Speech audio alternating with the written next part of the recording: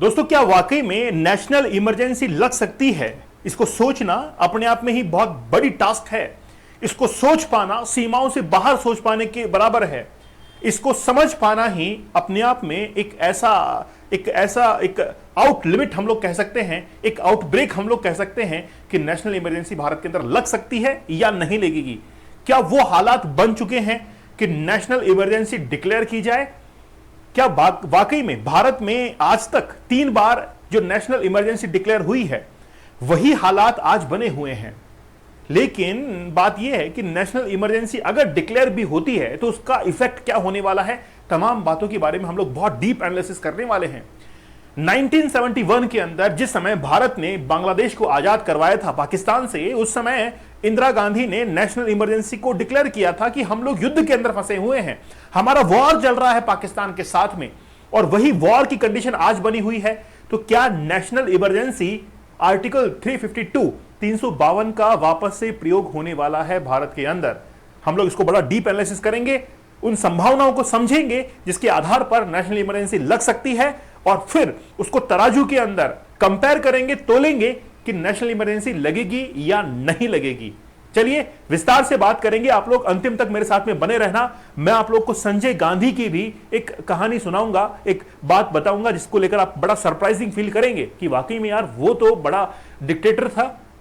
ऐसे व्यक्ति अगर देश के प्रधानमंत्री बन जाए तो मतलब ये मान के चलिए कि बदल जाए देश, या तो पॉजिटिव बदले या फिर नेगेटिव बदले, लेकिन बदल तो जरूर जाए। चलिए बात करते हैं हम लोग इमरजेंसी के बारे में कि इमरजेंसी आज तक भारत के अंदर कितनी बार लगी है।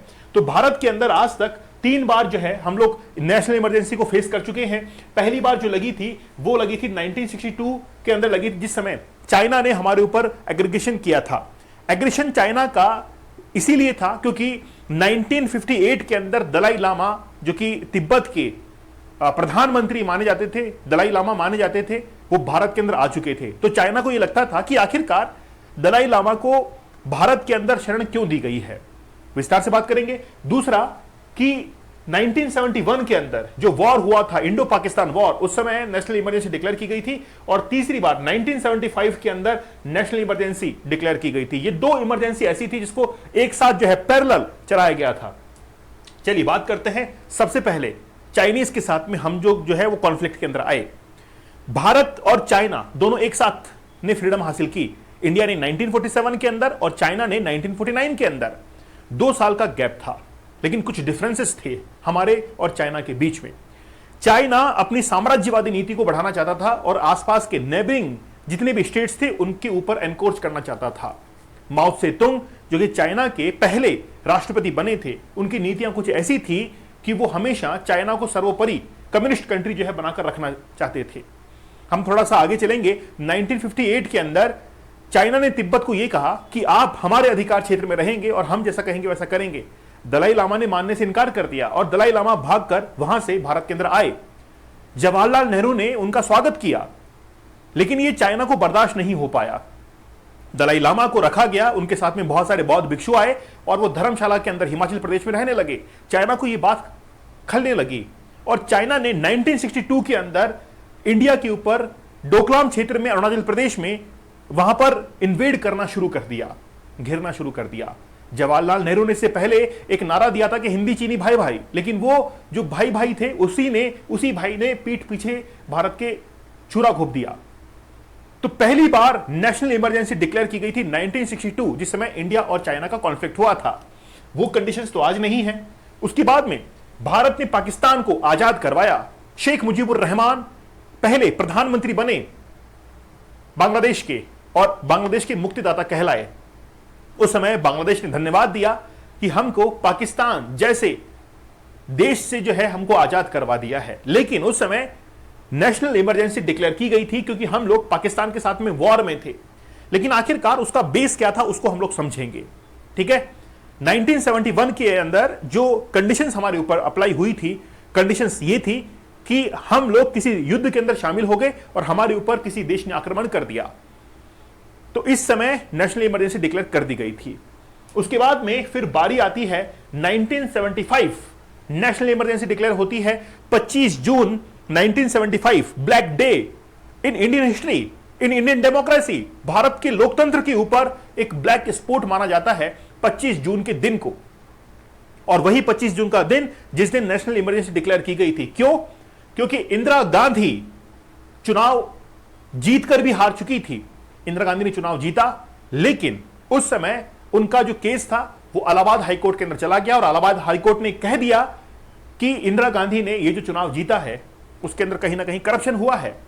और फिर जैसे ही हाईकोर्ट ने ये डिक्लेयर किया कि इंदिरा गांधी जो है अब जेल जाने वाली है या प्रधानमंत्री पद पर नहीं रहेंगी, तो फिर इनको ये लगने लगा कि अब मैं अपने पद पर बने रहने के लिए क्या कर सकती हूं। तो इन्होंने नेशनल इमरजेंसी को डिक्लेयर कर दिया और पूरे भारत के अंदर नेशनल इमरजेंसी डिक्लेयर कर दी। किसके आधार पर? इंटरनल डिस्टर्बेंस के आधार पर। तो कुछ बेस होते हैं नेशनल इमरजेंसी को डिक्लेयर करने की, बड़ा विस्तार से बात करते हैं। लेकिन 1975 के अंदर इंदिरा गांधी को यह लगने लग गया था कि वाकई में कुछ तो गलत हुआ है, कुछ तो गलत हुआ है। और क्योंकि इंदिरा गांधी के खिलाफ जेपी नारायण जैसे बड़े नेता जो कि आंदोलन कर रहे थे उनको जेलों के अंदर डाल दिया गया था। अटल बिहारी वाजपेयी जैसे बहुत बड़े बड़े दिग्गज नेता, लालू प्रसाद यादव, वो सब जेलों के अंदर भर दिए गए थे।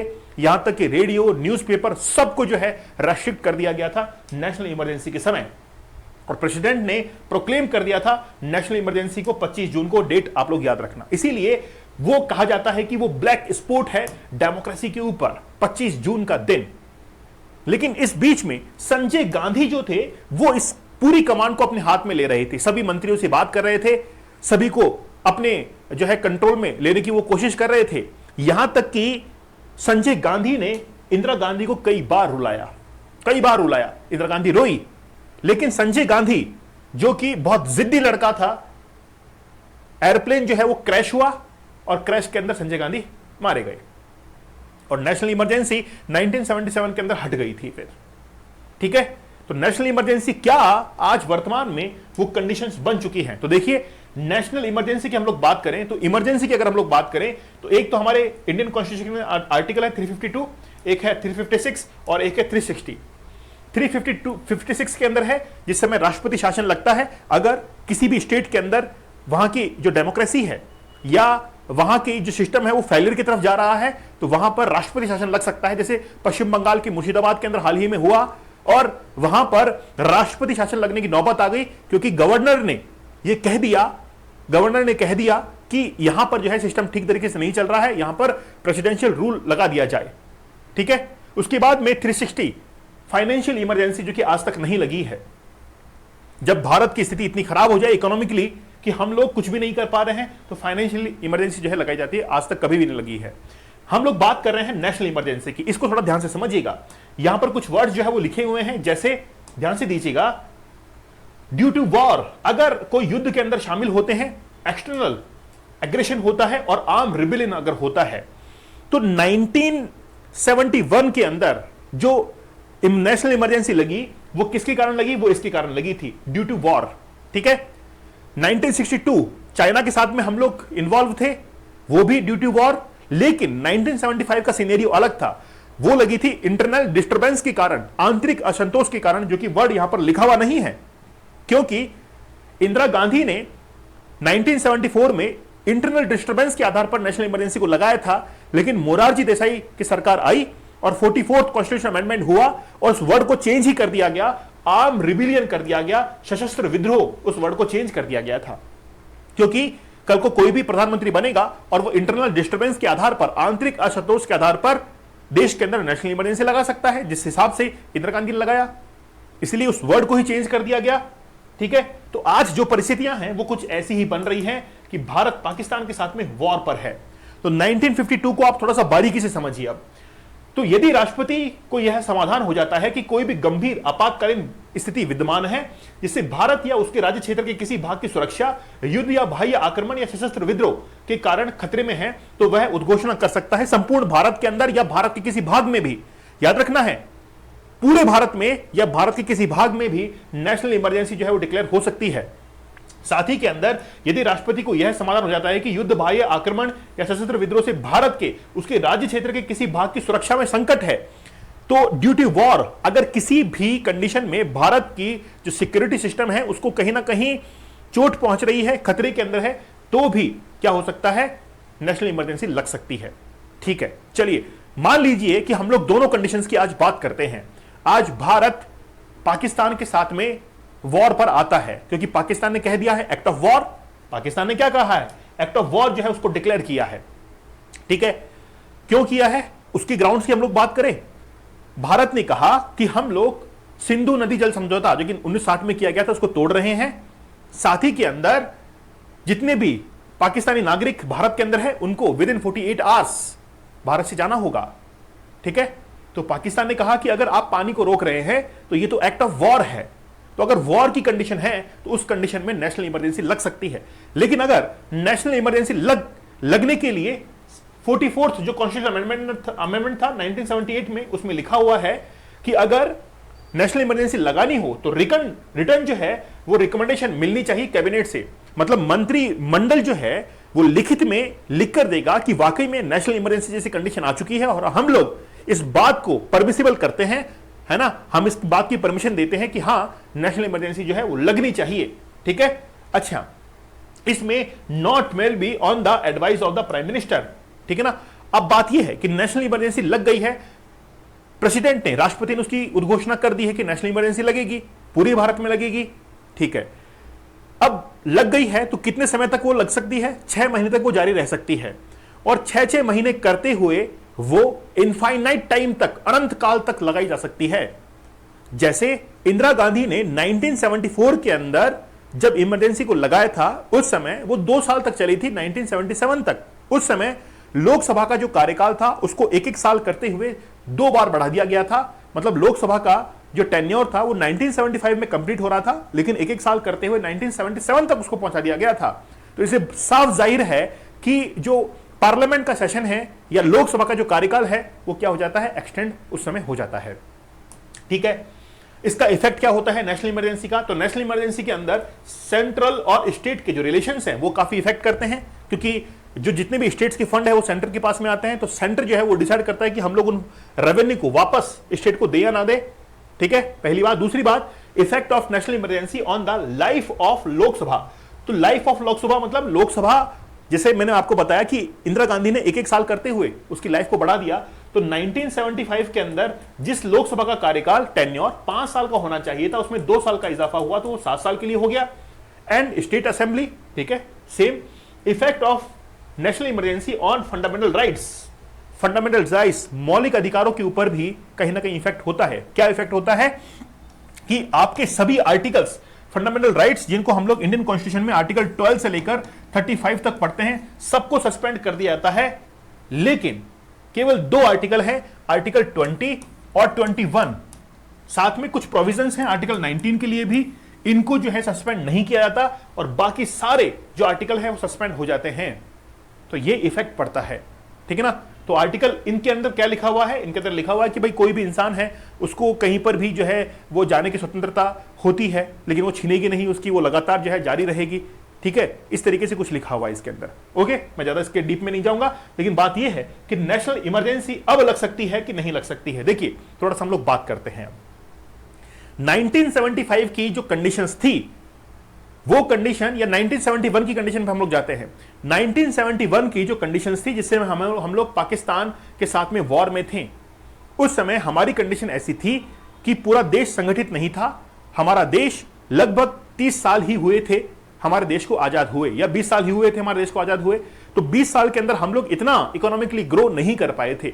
हमको यह लगता था कि पूरे देश को संभालने के लिए लोगों को समझाना बहुत मुश्किल है। उस समय कम्युनिकेशन के हमारे पास में इतने साधन नहीं थे, लेकिन आज हमारे पास में कम्युनिकेशन भी है, हमारे इकोनॉमिक पावर भी है, हमारे पास में डिफेंस पावर भी है। तो सीधी सीधी बात है कि नेशनल इमरजेंसी डिक्लेयर नहीं की जा सकती है। लेकिन ये वॉर अगर लार्ज स्केल पर होता है तो उस समय नेशनल इमरजेंसी डिक्लेयर हो सकती है। यह भी आप लोग ध्यान में रखिएगा, उस समय नेशनल इमरजेंसी जो है डिक्लेयर हो सकती है। अब पाकिस्तान ने तो कह दिया है, पाकिस्तान ने कहा है एक्ट ऑफ वॉर। पाकिस्तान ने क्या कहा है कि एक्ट ऑफ वॉर है ये तो, और अगर एक्ट ऑफ वॉर होता है तो युद्ध में सब जायज है। तो नेशनल इमरजेंसी अगर मान लीजिए कि ज्यादा लार्ज स्केल पर डिस्टर्बेंस होता है तो फिर आर्टिकल 352 के तहत नेशनल इमरजेंसी घोषित हो सकती है। इसीलिए आज इतिहास वापस से दोहराया जा सकता है।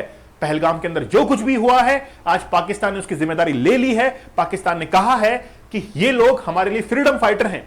आतंकवादी के लिए ये तक कह दिया है कि ये लोग हमारे लिए फ्रीडम फाइटर हैं। और क्या सबूत चाहिए? यहां तक कि आदिल रजा, जो कि एक पाकिस्तान के अंदर पहले आर्मी मैन थे, अब जर्नलिस्ट हैं, उन्होंने कहा कि ये जो असीम मुनीर है ये एक कसाई की तरह है और इसी ने जो है वो ऑर्डर दिए थे, इसी ने पूरी कमांड जो है वो सौंपी थी कि पहलगाम के अंदर अटैक किया जाए।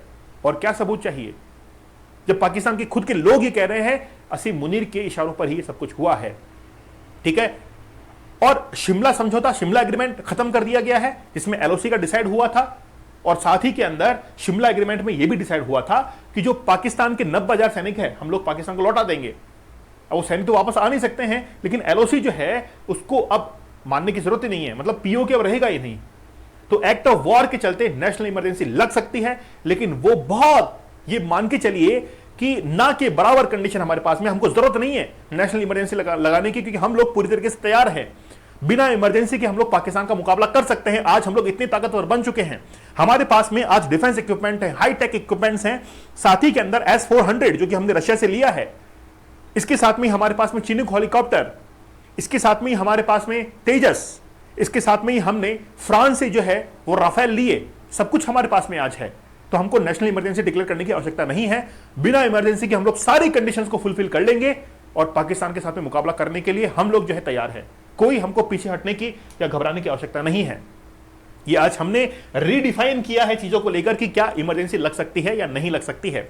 इसी तरीके से हम लोग कंटेंट को रीडिफाइन करते हैं और आप लोगों तक पहुंचाते हैं। अगर वाकई में आपको कंटेंट पसंद आ रहा है तो आप लोग चैनल को सब्सक्राइब कीजिए और इस सेशन को आगे बढ़ाइए, इन चैनल्स को आगे बढ़ाइए। ठीक है, ये चैनल आपका है, इस पर मेहनत आप लोग के लिए की जा रही है, तो आप लोग जरूर सब्सक्राइब कीजिएगा और चैनल को आगे बढ़ाइएगा।